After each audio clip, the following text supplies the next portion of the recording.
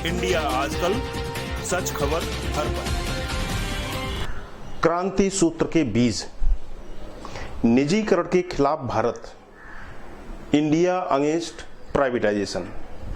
भारत का निजीकरण होने से रोकें, स्टॉप प्राइवेटाइजेशन ऑफ इंडिया।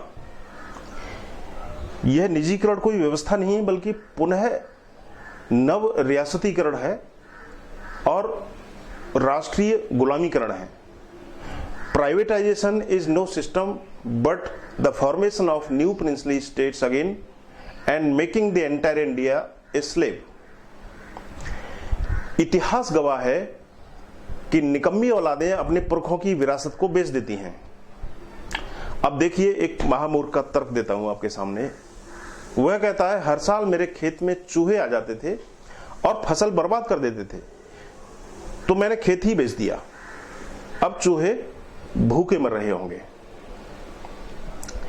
वर्तमान में कुछ मूर्ख चाटुकार अंधभक्त अपने स्वार्थ की चंद हड्डी के टुकड़ों को चाटने के लिए और अपने आकाओं और चाचाओं की चाटुकारता में इतने मगन हैं कि क्या उनसे यह पूछा नहीं जाना चाहिए कि वे आने वाली पीढ़ी को कैसा भारत सौंपकर जाना चाहते हैं। दोस्तों, आज देश में जो हो रहा है, अगर यदि हम अब भी उसको आंखें मूंद करके देखते रहे तो याद रखना, आने वाली पीढ़ी तुम्हें कभी माफ नहीं करेगी।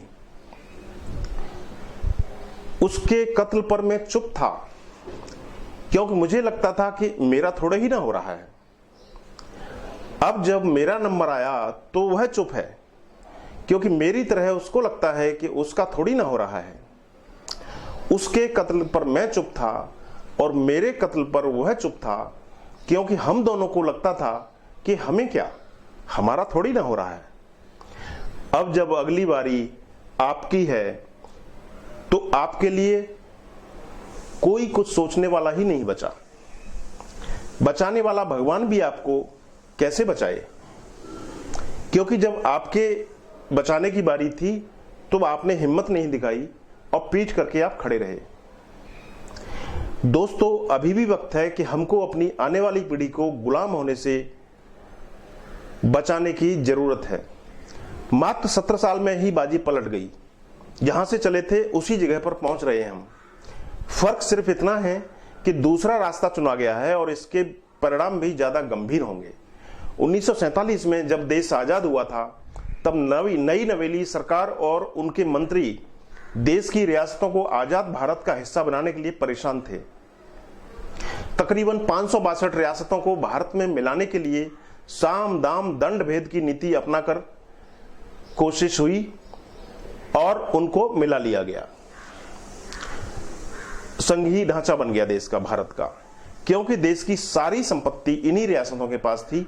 और कुछ रियासतों ने नखरे भी दिखाए, मगर कूटनीति और चाटुकार चतुर नीति ने इन्हें आजाद भारत का हिस्सा बनाकर भारत के नाम से एक स्वतंत्र लोकतंत्र की स्थापना की और फिर देश की सारी संपत्ति सिमटकर गणतांत्रिक पद्धति वाले संप्रभुता प्राप्त भारत के पास में आ गई। धीरे धीरे रेल, बैंक, कारखानों आदि का राष्ट्रीयकरण किया गया और एक शक्तिशाली भारत का निर्माण हुआ। अब मात्र 70 साल बाद समय और फांसीवादी विचार ने करवट ली है, अंगड़ाई ली है। फांसीवादी ताकतें पूंजीवादी व्यवस्था के कंधे पर सवार होकर के राजनीतिक परिवर्तन करने पर उतारू हैं।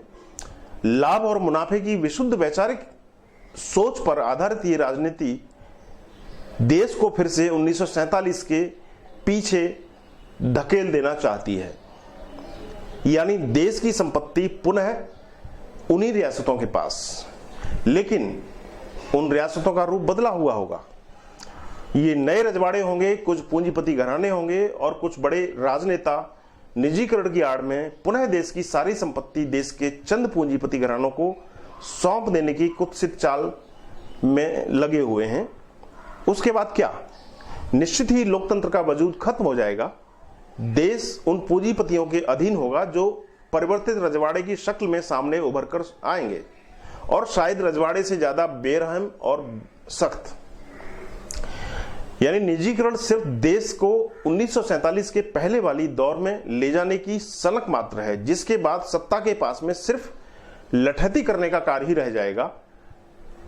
सोचकर आश्चर्य कीजिएगा कि 562 रियासतों की संपत्ति मात्र चंद पूंजीपति घरानों को सौंप दी जाएगी और ये मुफ्त इलाज के लिए अस्पताल, धर्मशाला या प्याऊ नहीं बनवाने वाले हैं आम जनता के लिए, जैसा कि रियासतों के दौर में होता था।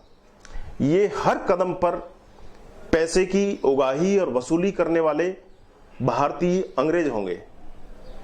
यह निजीकरण कोई व्यवस्था नहीं बल्कि पुनः नव रियासतीकरण और राष्ट्रीय गुलामीकरण है। कुछ समय बाद नव रियासतीकरण वाले लोग कहेंगे कि देश के सरकारी अस्पतालों, स्कूलों, कॉलेजों से कोई लाभ नहीं हो रहा है, अतः इनको भी निजी हाथों में सौंप देना चाहिए। तो भैया जनता का क्या होगा? आखिर जो गरीब जनता है, जो इन्हीं स्कूलों के और अस्पतालों के भरोसे है, वह कहां जाएगी? अगर देश की आम जनता प्राइवेट स्कूलों, हॉस्पिटलों के लूट तंत्र से संतुष्ट है तो रेलवे को भी निजी हाथों में जाने का स्वागत कीजिएगा। और हमने बेहतर व्यवस्था बनाने के लिए सरकार बनाई है, न कि सरकारी संपत्ति मुनाफाखोरों को बेचने के लिए। सरकार घाटे का बहाना बनाकर सरकारी संस्थानों को बेच रही है। अगर प्रबंधन सही नहीं है तो यह प्रबंधन सही क्यों नहीं किया जा रहा है? इस अपनी जिम्मेदारी से भागने से यह देश नहीं सुधरने वाला है। यह एक साजिश के तहत सुनियोजित तरीके से किया जा रहा है। पहले सरकारी संस्थानों को ठीक से काम न करने दिया जाए, फिर उनको बदनाम किया जाए, जिससे निजीकरण करने पर कोई आपत्ति भी नहीं हो, कोई बोले भी नहीं। फिर धीरे से अपने आकाओं को बेच दो, जिन्होंने चुनाव में आपको भारी भरकम रकम खर्च करने के लिए दी है। याद रखिए, पार्टी फंड में गरीब मजदूर किसान लोग पैसा नहीं देते हैं, पूंजीपति देता है। और पूंजीपति दान नहीं देता, वह निवेश करता है, चुनाव के बाद मुनाफे की फसल काटता है। तो आइए जमकर विरोध करें इस निजीकरण का और सरकार को यह एहसास कराएं कि वह अपनी जिम्मेदारियों से भाग नहीं सकती। उसको अपनी जिम्मेदारी निभानी पड़ेगी। लोगों के प्रति उसकी जिम्मेदारी है, अमीरों के प्रति उसकी जिम्मेदारी नहीं है। सरकारी संपत्तियों को बेच नहीं सकती वह। अगर कहीं घाटा है तो प्रबंधन ठीक से करे। वैसे भी सरकार का काम सामाजिक होता है, मुनाफाखोरी का नहीं होता है। और वर्तमान में कुछ मूर्ख चाटुकार भक्त अपने स्वार्थ की चंद हड्डियों को चाटने के लिए इतने अंधे बन गए हैं कि अपने आकाओं और अपने चाचाओं की चाटुकारिता में पूरी तरह से चुप हैं। क्या मैं उनसे पूछ सकता हूं कि वे आने वाली पीढ़ी को कैसा भारत सौंप कर जाएंगे? दोस्तों, आज देश में जो हो रहा है, अगर यदि हम अब भी उसको आंखें मूंद कर यूं ही देखते रहे तो याद रखना, हमारी आने वाली पीढ़ी हमको, तुमको, सबको कभी माफ नहीं करेगी। उसके कत्ल पर मैं चुप था क्योंकि मुझे लगता था कि मेरा थोड़ा ही ना हो रहा है, और जब मेरा नंबर आया तो वह चुप है क्योंकि मेरी तरह उसको भी लगता है कि उसका थोड़ी ना हो रहा है। उसके कत्ल पर मैं चुप था और मेरे कत्ल पर वह चुप था क्योंकि हम दोनों को लगता था कि हमें क्या, हमारा थोड़ी ना हो रहा है।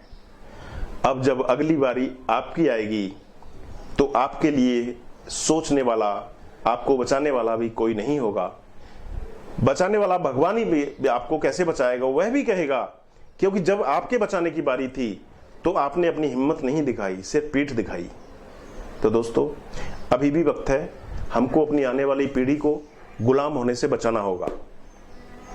जय हिंद, जय भारत। इंडिया आजकल, सच खबर हर पल।